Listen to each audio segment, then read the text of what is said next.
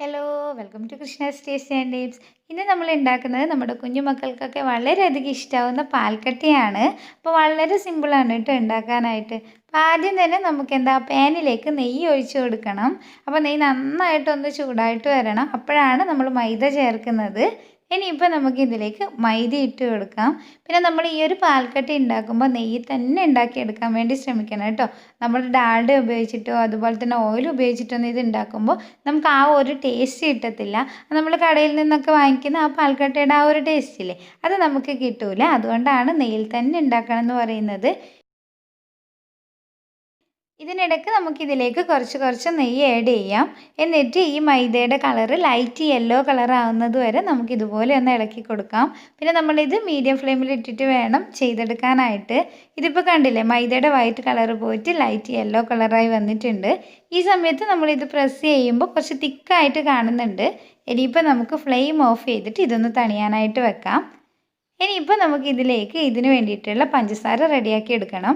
അപ്പോൾ ഞാനിതാ മിക്സിയുടെ ജാറിലോട്ട് പഞ്ചസാര ഇട്ടിട്ടുണ്ട്.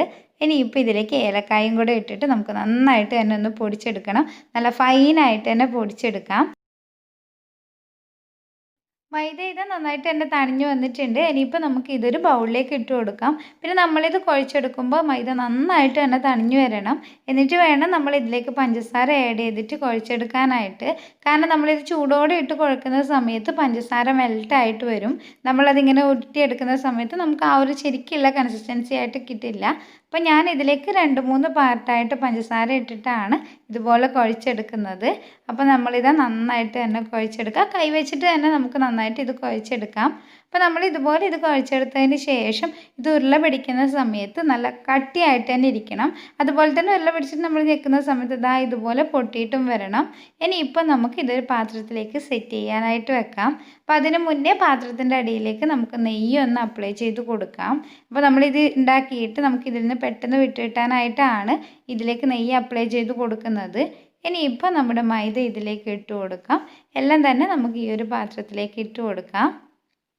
എന്നിട്ട് നമുക്കിതൊരു സ്പൂണ് വെച്ചിട്ട് ഇതുപോലെ നല്ല ലെവലാക്കി എടുക്കാം.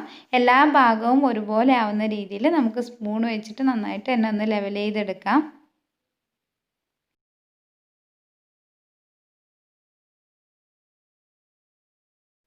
ഇതിപ്പോൾ നമ്മൾ ലെവലാക്കി എടുത്തിട്ടുണ്ട്. ഇനിയിപ്പോൾ നമുക്കിതൊരു 15 മിനിറ്റ് വരെ ഫ്രിഡ്ജിൽ വെക്കാം. പിന്നെ ഫ്രീസറിൽ വെക്കേണ്ട ആവശ്യമൊന്നുമില്ല. നമുക്ക് ഫ്രിഡ്ജിൽ ഇതൊരു 15 മിനിറ്റ് വരെ സെറ്റ് ചെയ്യാനായിട്ട് വെക്കാം.